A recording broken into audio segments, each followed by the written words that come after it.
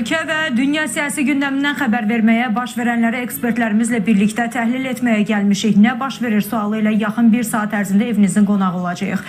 Bələdçiniz isə mən olacağım Jalə Həsənli. İsrail ordusu Qəzzada yeni kütləvi quru əməliyyatlarına başlayıb. İsrailin baş naziri Benyamin Netanyahu bir tərəfdən Həmasla əməkdaşlıq etməyə hazır olduğunu bildirir. Həmas sözcüsü isə Reuters açıqlamasında İsrailin mövqeyində heç bir dəyişiklik olmadığını iddia edir.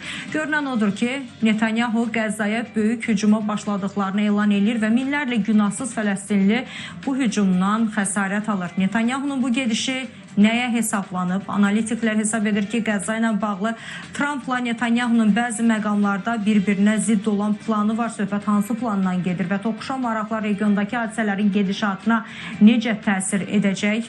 Araşdırmışıq.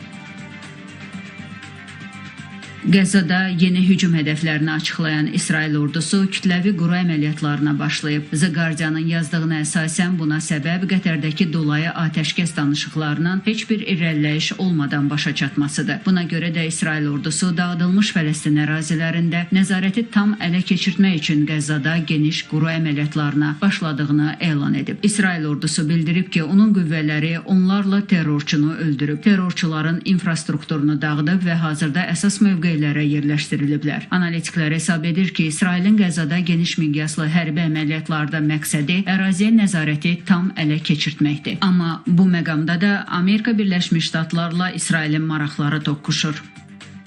Bu hedefler içerisinde Ben Gurion projesi ile Kızıldeniz'den Süveyş kanalına alternatif bir kanal oluşturmak ve bu kanal oluşturulurken Mısır ile Gazze arasındaki Philadelphia hattı olaraktan tarif edilen sahadan yapılacak olan kanal ile Mısır-Gazze kara bağlantısının kesilmesi hedefi vardır ki bu aynı zamanda İsrail'in de büyük hedeflerinden birisidir. Bununla beraber Basra Körfezi üzerinden Birleşik Arap Emirlikleri ve Suriye hattından Doğu Akdeniz bölgesine bir petrol ve doğalgaz boru hattının bağlantısı hedefleri vardır Amerika'nın. Ve bu aynı zamanda İsrail'in de projesidir.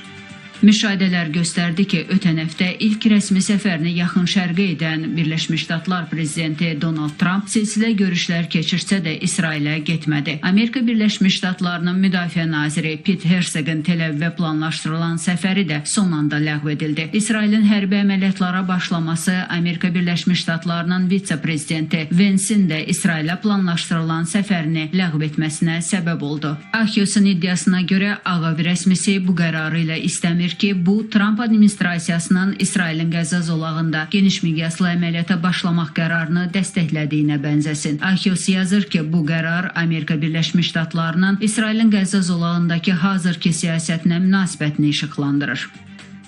Trump İsrail ilə Fələstin arasında və ümumilikdə yaxın şərqdə stabilləşmədə diplomatik təmasların önə çıxması ilə bağlı fəaliyyət yürüdür. Amma İsrail daxilində Netanyahu'ya qarşı korrupsiya ithamları var və eyni zamanda Qəzza ilə bağlı qeyri-adekvat hərbi əməliyyatların hansı nəticələri verməsi və İsrail dövlətinə nə qazandırması ilə bağlı Netanyahu'dan hesabat tələb olunacaq. Ona görə də Netanyahu hesab edir ki, hərbi əməliyyatlar dayandırılacaq halda bu məsələlər önə çıxacaq və İsrail ictimai rəyində prioritet təşkil edəcək. Ona görə də Netanyahu çalışır ki, hərbi əməliyyatları davam etdirməkdə Trumpa təzyiq etsin və beləliklə də onun yaxın şərq siyasətinə korrektlər etməsinə nail olsun. Amma bunun hansı nəticələri verməsi hesab edirəm ki, mübahisəlidir. Həllinin tapılması üçün də həm tərəflər arasında razılığın olmasına, həm də beynəlxalq təşkilatların öz missiyalarına uyğun prosesə müdaxilə etməsinə, müəyyən mexanizmləri işə salmasına ehtiyac var. Amma təəssüflər olsun ki,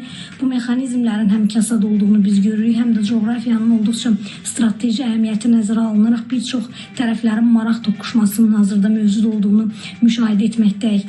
Əslində, hal-hazırda Trump'ın ritorikası müvafiq bölgə ilə bağlı dəyişməkdədir. Hal-hazırda Tel-Əviv-Vaşinqton xəttində də bu istiqamətdə bir gərginlik müşahidə olunur və Trump'ın xüsusən ərəb dövlətləri ilə əlaqələrinin daha da dərinləşdirilməsi fonunda bu coğrafiyaya etdiyi səfər və bundan sonra da diplomatik əlaqələrə yenidən baxış edilməsi fonunda İsrailin arxasında müvafiq qarşıdurma ilə bağlı dayanmayacağı gözləntisi də artmış olur. İsrailin baş naziri Benyamin Netanyahu Həmasla əməkdaşlıq etməyə hazır olduğunu bildirir və İsrailin Qəzzaya müəyyən yardımlar göstərəcəyini də vəd edir. Həmas sözçüsü isə əksinə Reuters açıqlamasında İsrailin mövqeyinin dəyişməz olaraq qaldığını deyib. Fələstin tərəfinin açıqlamalarında xəstəxanalarda vəziyyətin acınacaqlı olduğu, çoxu uşaqlar olan itkilərin sayının artdığı və nəinki ərzağın, eləcə də dərmanların tükəndiyi vurğulanır. The Guardian'ın iddiasına görə Həmas dinc əhalidən canlı qalxan kimi istifadə etdiyi üçün kütləvi qırğınlar baş verir. Hazırda görünən odur ki, İsrail Müdafiə Qüvvələri Gideon'un arabası adlandırdığı plan çərçivəsində Qəzza zolağının 3 bölgəsində hərbi əməliyyatlara başlayıb və son bir həftə ərzində İsrail Hərbi Hava Qüvvələri quru əməliyyatlarına hazırlıq məqsədi ilə Həmasın 670 hədəfinə, o cümlədən silah anbarlarına, yeraltı obyektlərə, tank əleyhinə qurğulara və düşmənin şəxsi heyətinə zərbələr endirib. Ölən və yaralıların statistikası haqqında isə hazırda dəqiq məlumat olmadığı üçün sadəcə kütləvi ifadəsi işlədilir.